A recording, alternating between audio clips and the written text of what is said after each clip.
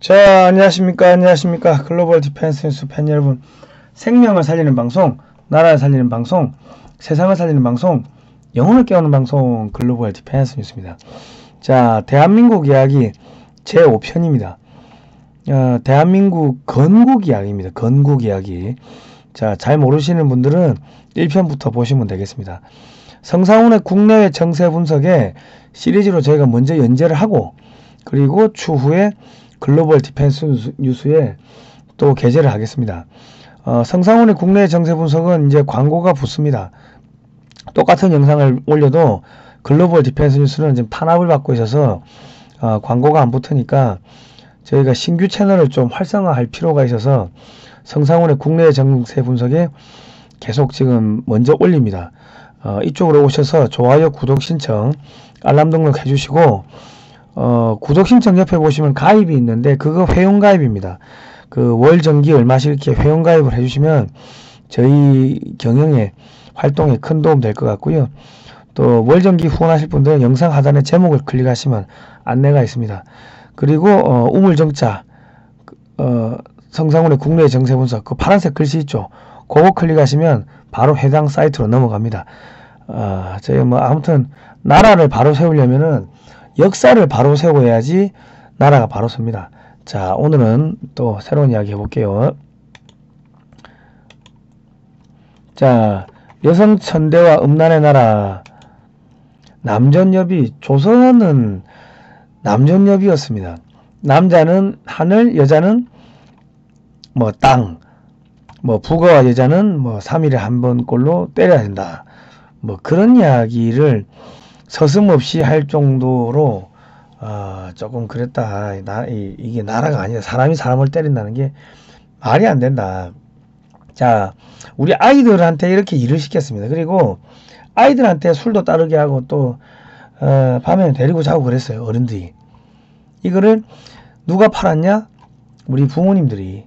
첫 딸은 살림 미천이다 해가지고 첫 딸을 이렇게 팔았어요. 이게 나중에 일본이 들어오면서 일본한테 팔아. 그게 그 위안부가 되는 거예요. 위안부의 진실을 알면은 무슨 뭐 일본군이 자고 있는데 와가지고 뭐 잡아갔다 뭐 그런 이야기 하는데 거짓말이고, 그 부모나 삼촌이나 뭐 가족들이 먹고 살 게 안 되니까, 그러니까 양반한테 팔던 거를 누구한테 팔아요? 일본한테 판 거예요.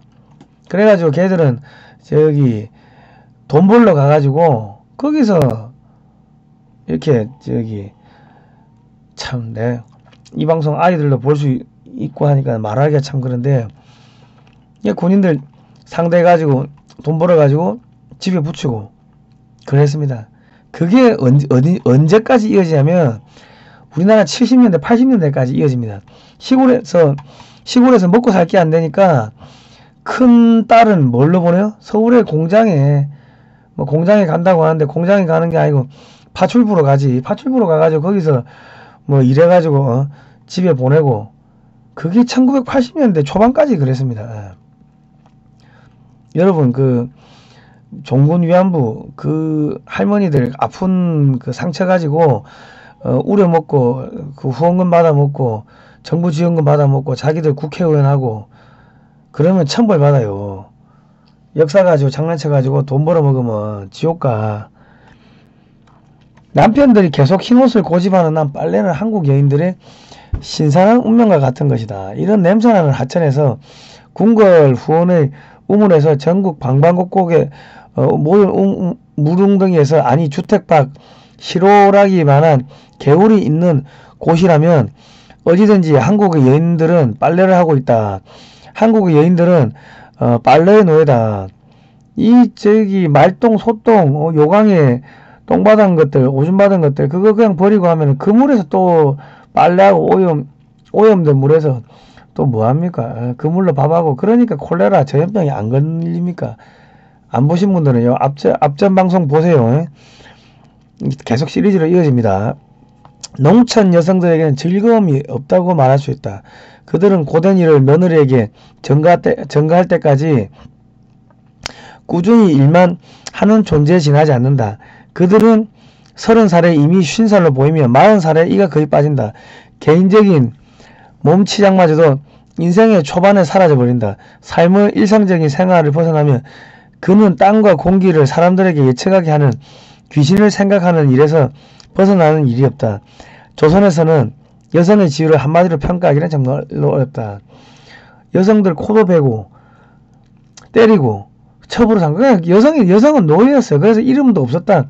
끝끝이 종말이 섭섭하다고 섭섭이 그랬습니다. 예. 그게 나중에 기독교가 들어오면서 선교사들이 강반석, 에스더, 마르다 이렇게 이름을 또 지어주고 한 거예요. 자, 남쪽 지방 여인들은 이렇게 뒤집어 쓰고 북쪽 지방 여인들은 키를 뒤집어 쓰고, 조선의 남쪽 지방에서는 부인들이 길에 나설 때 천으로 만든 쓰개를 써서 얼굴을 가리는데 북쪽 지방에서는 바구니 같은 것을 쓴다. 닥터홀의 조선 회상 중 쇼드홀 선교사가 썼죠.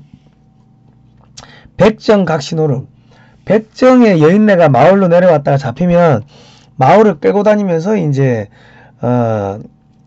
겁탈을 하고 그러는데, 이게 지금 영화의 한 장면이다 보니까 옷을 입고 있는 거지 다 옷을 벗겨가지고 끌고 다니고 했다.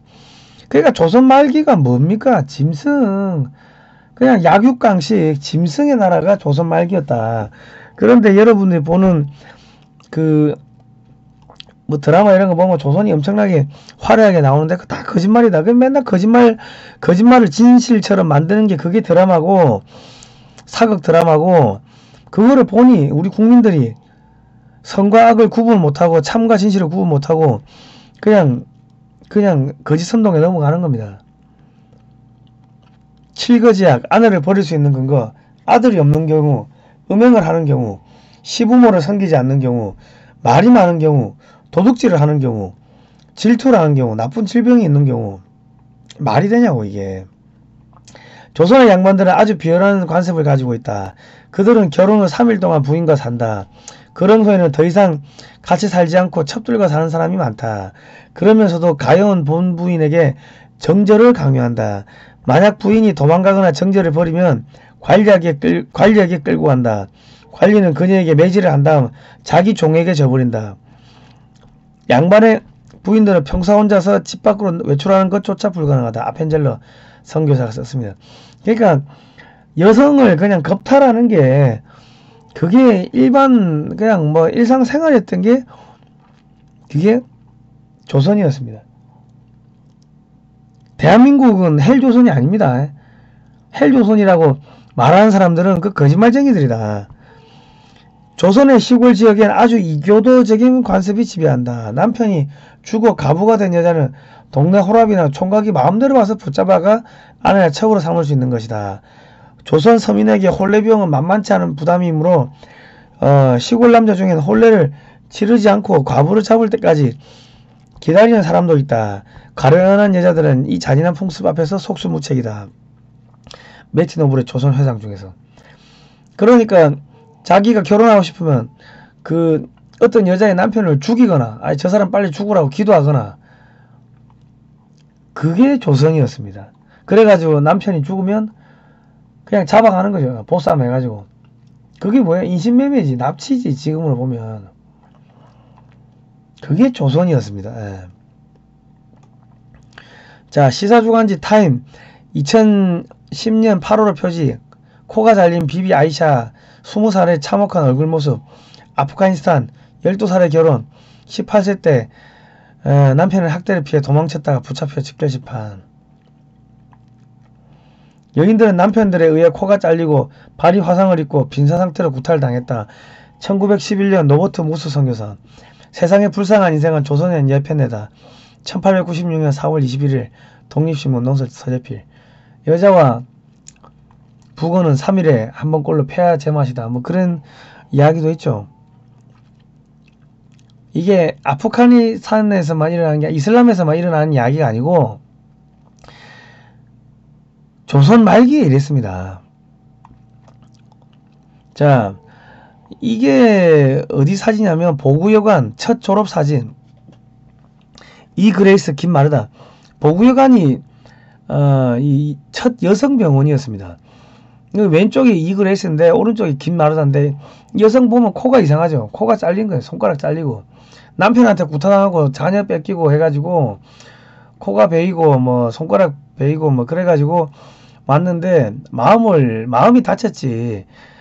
그런데 너무 이 서양의 선교사들이 지극정성으로 치료해 주니까 거기에 마음을 연 거예요. 그래가지고 공부를 해가지고 조선의 첫 간호사가 된 겁니다. 그 전에 조선의 여성들이 피고름 닦고 뭐 그 정도는 했는데 실제로 의사하고 호흡을 맞춰가지고 의료 행위를 할 수 있었던 첫 번째 간호사가 이 그레이스 김마르다. 선교사들이 들으면서 끝끝이 종말이 섭섭이 이런 이름이 없어지고 마르다 그레이스 이쁜 이름이 서양식 이름이 생겨난 겁니다. 미신제사 우상숭배의 나라. 이건 무슨 이제 막대기 꽂아놓고 이게 뭐 천하대장승 뭐 이래가지고 여기다 대고 오며 가며 절하고 기도하고 이랬습니다. 무당 나무에다 천조가리 걸어놓고 돌 쌓아놓고 기도하고 맨날 죽은 사람들 붙잡고 기도하고 500년 내도록 이 짓 한 거예요. 조선이 500년 내도록 생산적인 건 아무것도 안 하고 제사 지내다 볼일 다 보는 겁니다. 어느 집은 한 달에 12번 제사 지내는데 지금도 그렇대요. 지금도 그 제사를 누가 해요? 누가? 여성들이 음식 다 하지. 그러면 여자가 노비지 노예지. 아직도 노예가 있는 거예요. 500년 내도록 그 귀신한테 그 절하고 하는데 나라가 안 망합니까? 4월 6일 종일 그리고 밤늦게까지 집 근처에서 큰 북과 징소리가 울려 퍼졌다. 이유를 물어보니 아이 하나가 위독해 부모가 병마를 쫓아내려고 무당들을 불렀다는 것이다. 매치 노블의 조선 회상 중에서. 자, 이게 조선의 참모습입니다. 여러분 그 드라마 보면은 조선을 엄청나게 화려하게 막 그리죠. 그거 새빨간 거짓말이다. 여러분 그 조선시대 사극 보면요, 여러분 정신병자 됩니다. 왜? 실제는 이렇게 엉망진창이 조선인데 그 조선시대 사극 보면 엄청나게 화려하게 나오죠. 남자 여자 뭐 이렇게 사랑 러브 스토리 만들고 그 거짓말이라는 거예요. 맨날 거짓말 보고 있으면 어찌 돼요? 정신이 돌아버립니다. 거짓말쟁이 된다고. 이랬는데 자유를 주는 빛, 복음이 들어오는 겁니다. 기독교가 들어오는 게 선교사들이 들어오는 거예요. 선교사들이. 흑암에 앉은 백성이 큰 빛을 보았고 사망의 땅과 그늘에 앉은 자들에게 빛이 비추었도다 하였느니라. 귀즐라프, 토마스, 알렌 언더우드, 아펜젤러, 에비슨, 헬버트, 헤론, 벙커, 스크랜턴, 쇼드워, 레이놀즈 이런 선교사들이 조선 말기까지 그 일제시대까지 1800여 명이 들어옵니다. 이 조선 말기까지.